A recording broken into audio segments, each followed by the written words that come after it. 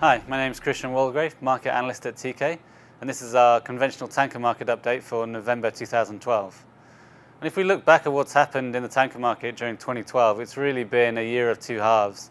The first half of the year, we actually saw some pretty decent tanker demand and a lot of imports, crude tanker imports, especially for stockpiling purposes, and especially in China. So through the first half of the year, we actually had a lot of crude movements going out from places like the Middle East, West Africa, on the big ships, the VLCCs and the Suezmaxes, and that supported rates for those types of ships through the first half of the year.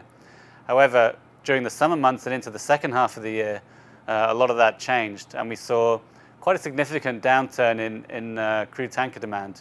In fact, tanker fleet utilization probably lost about 5 percentage points between Q2 and Q3. And that's really due to a couple of reasons. One was that China imported a lot less oil after the summer. So through the first half of the year, China was importing around 5.6 million barrels a day of crude. Once you got into the second half of the year, come August, they were only importing 4.4 million barrels a day. So that's a big drop-off because demand there was weaker, the economy was slowing a little bit, and also they just weren't buying so much oil for storage purposes. What we also saw was there was less oil available for export from the Middle East, and that's because in the third quarter of the year, oil consumption in the Middle East actually spikes because that's when they have the really hot weather and a lot of demand for air conditioning, which takes a lot of power generation. So they're using crude oil directly in their power stations rather than exporting it. So that means less long-haul tanker exports from the Middle East. And also we saw some seasonal factors in Q3 as well. Refineries take that shoulder period between summer and winter to do some maintenance. And similarly in the North Sea as well, there was some oil field maintenance going on there. So that all contributed to lower rates in Q3, and some of that weakness has continued into Q4. We are seeing a little bit of movement now on some of the sectors. For instance, in the Aframax sector in the Caribbean, at the moment we're seeing some pretty good rates, up above $25,000 per day.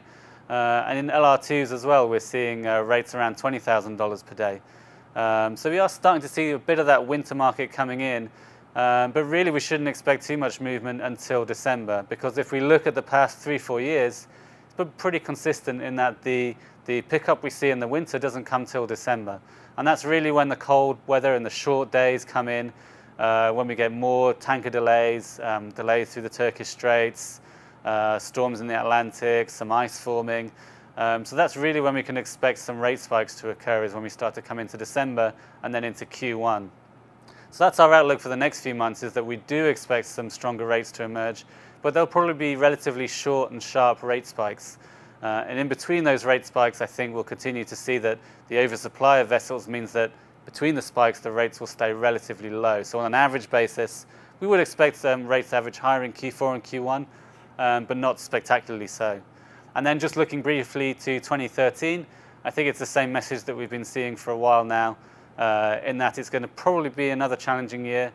We do expect fleet growth to come off in 2013, but fleet growth will remain high in the VLCC and Suezmax sectors, which will put pressure on those large crude tankers, less so in the Aframax and the product sectors.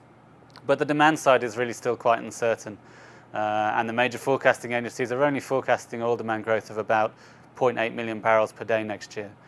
So that, combined with where we expect distances and trade routes to go, we would expect tanker demand of around 3 to 4% next year, and tanker supply growth are around the same. So we really don't expect too much change in tanker fleet utilization next year, but going into 2014, that's when fleet growth really is expected to drop off, because no one's been ordering ships in the past 18 months, and so that's when we think we'll start to see more of a sustained recovery in rates. So that's our update for the conventional tanker market, and join us again next month for our next update.